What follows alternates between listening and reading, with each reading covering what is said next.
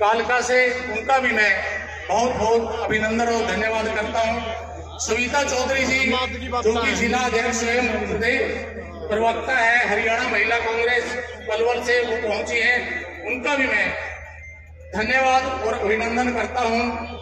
मोहनलाल शर्मा जी, राजेंद्र साधु जी पहुंचे हैं, उनका भी मैं बहुत बहुत धन्यवाद और अभिनंदन करता हूं। निर्मल चौहान जी,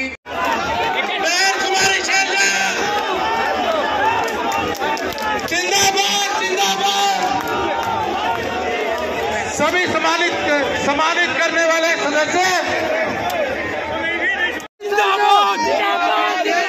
कांग्रेस पार्टी जिंदाबाद, कांग्रेस पार्टी जिंदाबाद, हरियाणा के दीप की, हरियाणा के दीप की। साथियों, कौरवों की तरह आज के जो चंडीगढ़ और दिल्ली के शासक हैं, उनकी संख्या ज्यादा दिखती। कौरवों की भी संख्या 100 से सैकड़ों के अंदर थी। उनकी फौज भी बड़ी दिखती है, उनकी फौज भी बहुत बड़ी थी। उनके पास हथियार भी ज्यादा दिखते। इनकम, आज भी इनके पास कई हथियार हैं, इनकम टैक्स, ईडी, सीबीआई और ना जाने क्या क्या। परंतु मैं आज आपसे पूछता हूं, इस इलाके का एक साथी, आपका एक बेटा, आपका एक भाई, तब भी न्याय जीता था। विश्वास रखिए, फिर न्याय जीतेगा। आज हरियाणा के साथियों, तुम देखो डिस्टर्ब कर रहे हो। आज हरियाणा के किसान पर आक्रमण हो रहा है। आज देश का किसान गुलामी की जिंदगी जीने को मजबूर है।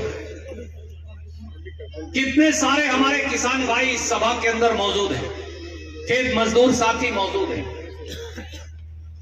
जब दिल्ली के दरवाजे पर आप दस्तखत देकर न्याय मांगने गए थे, तो हरियाणा में दुष्यंत चौटाला और मनोहर लाल खट्टर जी ने आपके रास्ते के अंदर नश्तर गड़वा दिए थे, बैरियर लगवा दिए थे, पुलिस की संगीनें लगवा दी थी, पुलिस की गोलियां आपकी तरफ, आपकी छाती की तरफ पुलिस की गोलियां और बंदूकें सामने करके हजारों की संख्या में खड़ी कर दी थी, ताकि आप खुद की राजधानी में न्याय मांगने ना जा सके।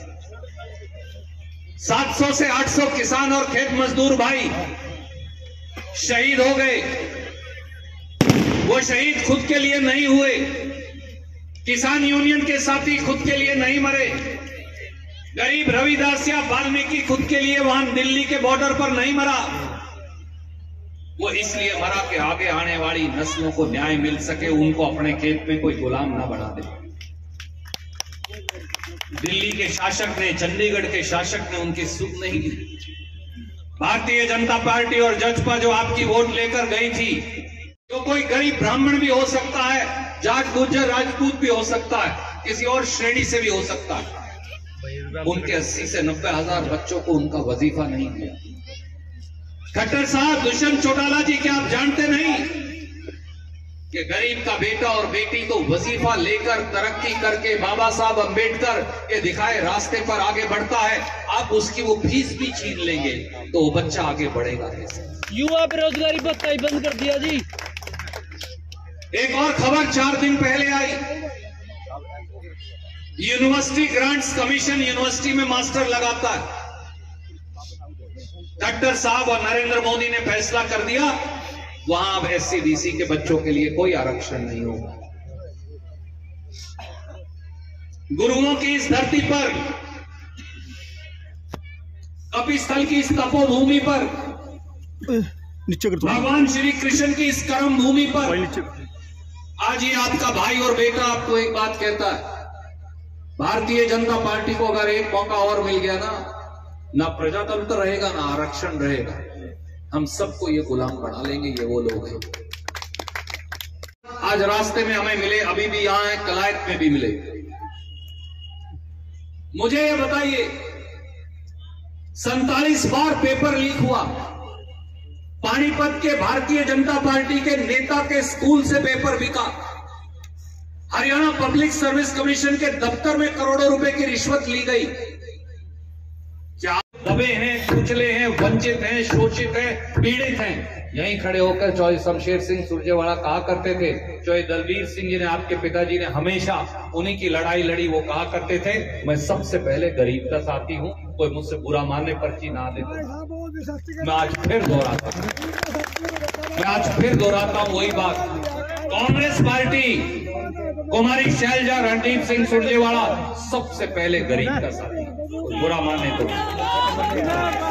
वो उद्योगपतियों के दलाल हैं जो आज दिल्ली और हरियाणा की सत्ता पर बैठे, वह का मकसद समझ सकते हैं और आप सियासी लोग अच्छी तरह से समझते हैं।